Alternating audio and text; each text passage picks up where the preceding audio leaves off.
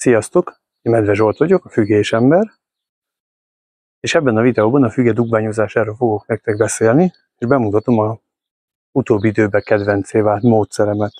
Ehhez, amire szükségünk lesz, az egy darab jelölőfilc, néhány darab simítózáros tasak, mostanában ezeket használom. Ezek nem túl nagyok, ilyen nem tudom pontosan 10 néhány centiméter x 10 centi körüliek, pár darab fügedugvány, ezekről majd később beszélek, hogy miért vannak így becsomagolva. Virágföld és perlit 50-50%-os keverékéről, ami itt látható ebben a vödörben, ezt már előre bekevertem, hogy ne ezzel menjen a videóban az idő. És ugye ehhez a keverékhez szükségünk van virágföldre és perlitre. A legvégén pedig, hogy egy kicsit benedvesítjük, beöntözzük a közeget, szükségünk lesz egy kis vízre, meg a kannán, de a szimbólumra, sok-sok szerencsére, hogy aztán később meg is eredjenek a dugványaink. Pár szóban beszélnék a perlitről, mi is az a perlit, és hogy miért olyan nagy kedvenc a kertészetben. A perlit az tulajdonképpen egy vulkanikus üvegkőzetszerűség, ami elég tiszta és steril körülményeket képes biztosítani, valamint nagyon porózus anyag, ezért rengeteg vizet képes megkötni, elszívni, és a porózusságának köszönhetően rengeteg oxigén, levegő tud benne, tehát átjárja a levegő és az oxigén, így ebbe a közegbe dugványozott vesszők sokkal nagyobb eséllyel erednek meg, hiszen tudjuk, hogy a sikeres gyökeresedéshez megfelelő nedvességtartalom kell, megfelelő hőmérséklet, megfelelő minőségű dugvány és megfelelő minőségű ültető közeg és levegő. A hőmérséklet az ugye azt szokták mondani, hogy füge esetében olyan 22, 24, 26 fok, az tökéletes. Én már a 26 fokon nem nagyon szoktam dugványozni, bár úgymond talpmelegítésre, amikor alulra melegítjük a dugványokat, akkor ez is lehetséges. Én szobahőmérsékleten szoktam dugványozni, általában bent még a lakásba kezdem el ilyen tájt, és később hozom ki őket a szabadba, és közegnek pedig mindig ezt az 50-50%-os perlit és virágföld keveréket használom. Korábban használtam már egyébként virágföld és homok keverékét, próbáltam csak virágföldet, próbáltam tőzegmohás környezetet, mindent. Igazából nekem azért vált ez be, mert a perlitnek köszönhetően ez egy laza szerkezetű közeg marad, mint látszik. Ez egyébként, amikor vizes is ilyen laza szerkezetű marad körülbelül. Ebben megfelelően tud járni az oxigén, és ez a perlitnek köszönhető. Így könnyen megerednek a dugványok, és amikor már végül megeredtek a dugványok, akkor a virágföldben található tápanyagoknak megfelelően már tudnak is rögtön növekedni és tápanyagot felszívni. Ugyanis lehet dugványokat gyökeresztetni csak simán perlitben. Igazából talán egy picit ott jobban is erednek, mint a keverékben. Ugyanakkor abban nincsen tápanyag, ezért amikor ezek a dugványok elkezdtek gyökeret ereszteni, relatíve gyorsan át is kell őket ültetni egy olyan közegbe, ahol tápanyagot is találnak, mert különben csak a vesszőben található tápanyagot fogják elhasználni. No, akkor beszélnék pár szót a dugványokról is. A dugványokat egyébként ősszel tél elején szoktam levágni, és utána valamilyen gombaölőszerrel lekezelem, fertőtlenítem őket. Erre mindenki találhat magának az interneten elegendőt, és sosem szoktam nyilvánosan konkrét szereket ajánlani. Az a lényeg, hogy gombaölőszerekkel kezelni kell, hogy ne penészesedjenek meg. Utána pedig ilyen kis csomagokba, ez folpak fólia, le lehet zárni, hogy megtartsuk a nedvességét, és betenni a hűtőbe, a zöldséges rekeszébe. Én ott szoktam tartani a dugványokat. Van, hogy egy tavaszra, mire eljutok odáig, hogy dugványozzak, addigra már zöldség nem is nagyon fér a hűtőnek a rekeszébe, csak a dugványok, aminek a feleségem rendkívül szokott örülni. Miért jó ez? Azért jó ez, mert télen, amikor a növények elhullatják a lombjukat, így a füge is, akkor nyugalmi állapotba kerülnek.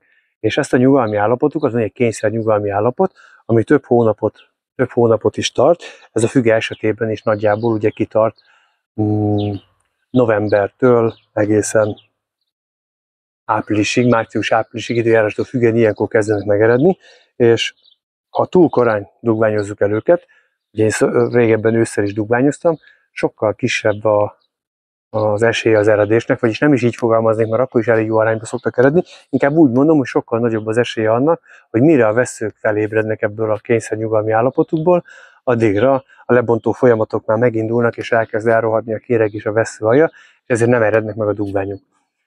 Ezért én télen levágott dugványokat a hűtőbe tartom. De akkor tulajdonképpen miért vágom le őket télen? Ez azért történik, mert kint télen, egész télen ezek a veszők ki vannak téve nedvességnek, páratartalomnak, mindenféle olyan környezeti tényezőnek, amitől lerakódhatnak rá, vagy megtelepedhetnek rajta gombaspórák, és ha ezeket most így januárban vágom le ezeket a veszőket, akkor sokkal jobban oda kell figyelni a fertőtlenítésre, a sterilitásra, mint hogyha már télen levágtam volna őket. Úgyhogy nálam ez már bevált módszer, hogy a dugványokat télen vágom, télen gyűjtöm, és eltárolom őket, lefertőtlenítem, becsomagolom őket szépen felcímkézve, elteszem a hűtőszekrénybe, és ilyen zájt előveszem őket, és eldugványozom. Na most ez a módszernek a lényege igazából az, hogy régebben a PET palackos módszert használtam én is. Egyrészt azon nagyon sok a vacakolás, a PET palackokat föl kell vágni, meg kell tölteni földdel, rá kell tenni a federet utána, akkor gondoskodni kell róla, hogy azért szellőzön is eléggé, de a páratartalom is meglegyen, és arról már nem is beszélve, hogy rengeteg helyet foglalnak. Nekem régen tele volt az ablakpárkány ezekkel, rengeteg ilyen volt, de egyszerűen olyan mennyiségben dugványozok fügéket, ugye, ahogy bővül a fajta gyűjteményem, hogy ez már tarthatatlan állapot volt a lakásba, és akkor tértem át arra, hogy ilyen kis tasakokba teszem az ültetőközeget, amit majd meg fogok nektek most mutatni, felcímkézem egy félsztollal, eldugványozom bele a fügét, a fügevesző körül bezárom a tasakot, így sokkal tovább bent tartja a vizet, és innentől már csak az a lényeg, hogy olyan helyiségbe tegyük, ahol azért relatíve magas a páratartalom, hogy a vesszők felső része se tudjon kiszáradni. Én erre mindenkinek ajánlom a fürdőszobát, ugyanis ott egy diadós zuhanyzás után tud olyan pára lenni, hogy az egészen akár másnapig is, még szellőztetés után is biztosítja a vesszőknek a megfelelő páratartalmat. Na, akkor nem is szaporítanám tovább a szót, elkezdeném a dugványozást, és akkor láthatjátok majd, hogy mi az én módszerem lényege. Most nem hoztam ide, egyébként van nekem ehhez egy kis eszközöm, amivel meg lehet tölteni, olyan, mint a befőttes üvegekhez való töltsér, de azt én most nem hoztam ide. Az egész azzal kezdődik, hogy a fügevesszőket ki kell csomagolni, ezekből a csodálatos csomagolásból, egyébként ezeket nem én csomagoltam be, ez fajta bővítés címszóval vásároltam ezeket a fügevesszőket, és nem is én tároltam őket télen, hanem az, akitől vettem, de ő is ugyanezt a módszert alkalmazza, hogy télen vágja a veszőket, és ő maga tárolja. Ez már bevált amúgy, többeknek is, nem csak nekem. Szóval ezeket kibontom. Ennek a módszernek egyébként nagy előnye, hogy bár ezek a kis tasakok nem annyira újrahasznosíthatók, de kis helyen elférnek, akár egy ilyen, ezek az összecsukható mobil műanyag rekeszekbe is be lehet sorakoztatni őket, én is abba szoktam sorakoztatni, és nagyon gazdaságos a helykihasználása, viszont amikor kellően begyökeresedett, akkor nem kell azzal vacakolni, mint mondjuk a PET palack aljánál, hogy egy az egybe megpróbáljuk belőle kiforgatni a gyökérlabdával együtt a növényeket, vagy a fügéket, mert ráadásul a perlit miatt olyan laza a közeg, hogy lehet, hogy ez szét is esik, és leszakadnak a gyökerek. Itt pedig óvatosan, egyszerűen csak el kell vágni a tasak szélét, és egy az egybe le lehet róla fejteni, úgyhogy a lehető legkisebb sérüléssel kifejtsük belőle a dugványokat. Sokszor szoktátok egyébként kérdezni, hogy mikor a legjobb dugványozni. Ugye hát én azt szoktam mondani, hogy a füge egyébként az év bármely szakában alkalmas arra, hogy dugványozzák, de mindig hozzáteszem azt, hogy igazából az eredésre a legnagyobb esély mindig a tavaszi dugványozásnak van, mert akkor kezdenek éledni a fügék, és akkor sokkal előbb tolják a gyökereket is. Nos, akkor ezzel meg vagyunk. Már annyi a dolog, hogy feliratozom az acskókat.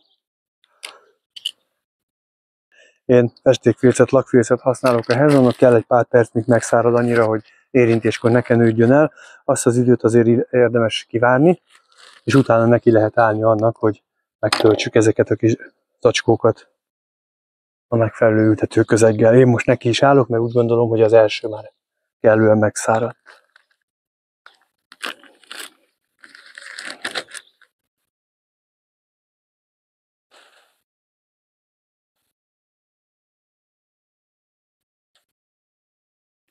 Na most nagyon fontos, mint mondtam, hogy kellően levegős legyen a közeg, úgyhogy nem szabad nagyon letömöríteni ezt a keveréket, csak így óvatosan meg szoktam ütögetni az zacskót, hogy épp egy picit, nagyon ne, akkor ráteszek még egy adagot, picit még megütögetem az alját, és akkor fogom, és beleteszem a dugványt, egészen leszoktam dugni az zacskó aljáig, így, és amikor ezzel meg vagyok, akkor egyszerűen csak érzéssel megöntözöm, nem kell rá túl sok, nem kell rá túl kevés, így a súlyából lehet érezni, hogy mikor van benne elegendő nedvesség, úgy, és a simító záros tasakot a dugvány körül egyszerűen csak visszazárom. Láttam már egyébként olyan fotókat, meg az interneten, ahol ezt nem simítózáros tasakkal csinálják, hanem sima nylon zacskókkal, aztán össze-vissza kötözgetik a körülötte mindenféle kötöző anyaggal a zsákot. Egyrészt nem is túl esztétikus, másrészt amikor ezt bontjuk ki, akkor sokkal nagyobb az esély annak, hogy megsérül a vessző, mint hogy ezt a simító záros tasakot csak kinyitjuk, levágjuk az zacskó oldalát, és kivesszük belőle a közeget. Nagyon fontos, hogy már csak akkor vegyük ki, amikor teljesen benőtt a gyökérzet. Szóval így néz ki egy ilyen zacskó, és ezt ha így letesszük, akkor ezt így lehet tárolni, akár többet is egymás előtt.